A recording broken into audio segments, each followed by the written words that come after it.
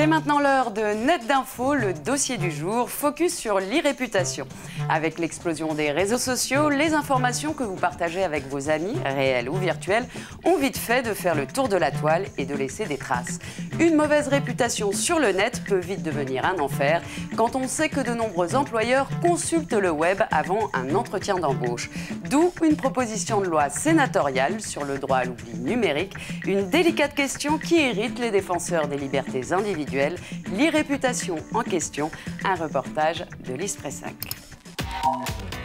CV, lettre de motivation et bonne réputation. Pour trouver un travail, il faut aussi savoir soigner son image sur Internet.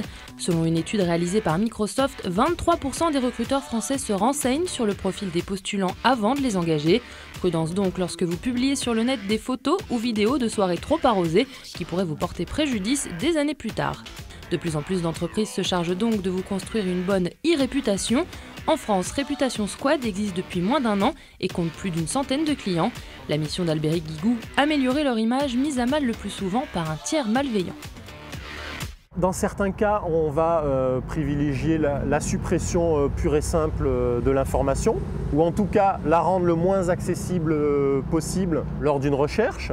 Ça peut être choquant, par exemple, de voir quelqu'un qui a 25 ans de carrière brillante derrière lui et qui se retrouve résumé à un micro-événement. Mais dans d'autres cas, ce qui est le plus fréquent à l'heure actuelle, on vient de plus en plus vers nous pour créer une image. Alors ce n'est pas une image bidon, hein, attention, c'est créer sa présence de manière active. C'est parce qu'il existe une centaine de milliers de contenus relatifs à son nom et son pseudo que le blogueur Nicolas Van Bremersch est à l'abri d'une mauvaise réputation. Sur le net pourtant, des propos diffamatoires ont circulé à son sujet. Moi, il y a par exemple des gens qui disaient de moi que mes grands-parents étaient des gens qui avaient déporté des juifs pendant la Seconde Guerre mondiale, etc., qui étaient des nazis, que j'étais antisémite. Je ne crois pas que ça soit le cas, d'autant que mes grands-parents ont eux-mêmes été déportés, etc. Donc, tout n'a pas la même valeur. Il faut comprendre quelle est la valeur et quel est l'impact de chacune des cibles. Et ce qui détermine l'impact, ce n'est pas que le positionnement dans un moteur de recherche.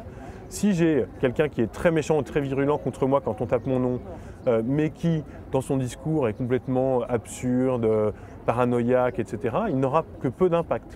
Toute la difficulté est d'encadrer les pratiques des internautes sans menacer pour autant leur liberté d'expression. Une proposition de loi du Sénat sur le droit à l'oubli envisage de faciliter les démarches des citoyens souhaitant effacer du web certaines données personnelles dans la mesure du possible. La question, on le sait bien, c'est que la toile, elle est mondiale. Et que le juge peut intervenir pour interdire à un site d'utiliser cette information, mais cette information, est-ce qu'elle n'a pas déjà échappé au site? C'est l'un des vrais problèmes. Sur le net, impossible de faire totalement place nette. Les sénateurs et la CNIL mettent donc l'accent sur la prévention et la pédagogie. Plutôt que de chercher à nettoyer les moteurs de recherche, le plus efficace est encore d'être actif sur la toile. À chacun de se forger sa propre réputation sur le web, au lieu d'en laisser le soin à des personnes qui parfois ne vous connaissent même pas.